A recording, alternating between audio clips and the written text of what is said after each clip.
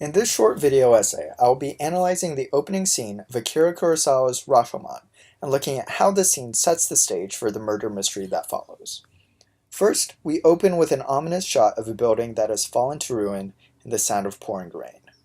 This opening shot immediately signals to us that something is wrong, but critically, we don't see any of the main characters or any indication about what the plot of the film will be.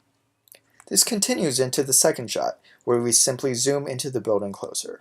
It is only with the third cut, almost 20 seconds after the opening credits, that we first see the narrators of our film.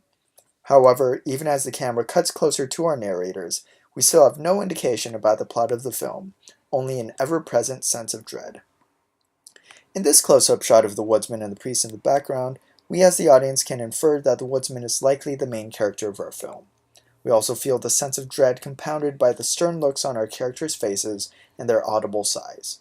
However, we still have no idea what the plot is, and the sense of confusion and suspense is only compounded by the woodsman's first lines. I can't understand it. I can't understand it at all.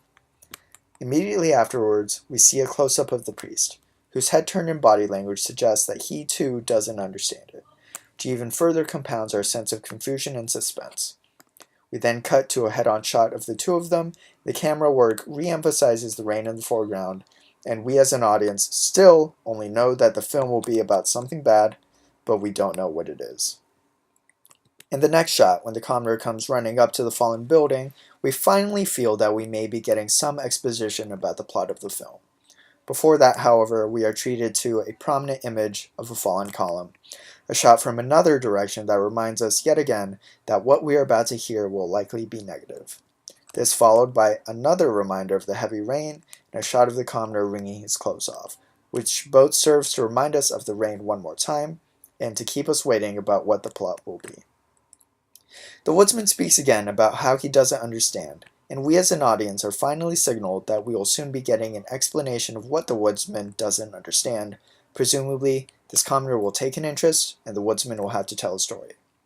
But before we get to that, we must first watch the commoner walk slowly to the woodsman and ask him what's wrong. This walk takes what feels like a painfully long time. We as an audience can only sit and wait for the commoner to reach the woodsman. Finally, the commoner asks what is wrong. We can get on with the plot of the story. It is only at this point, almost a full minute and a half after the end of the opening credits, that we can expect to finally be getting an explanation. The opening scene has already done its work though.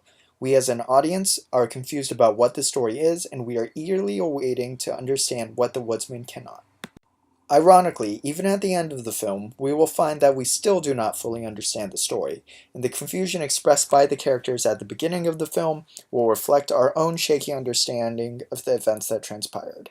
Thus, the sense of confusion and suspense created by the opening scene not only creates a hook to draw audience members into the story and to get them invested, but also sets the tone for the murder mystery that will follow and ultimately feel unresolved by the end. Thank you for watching.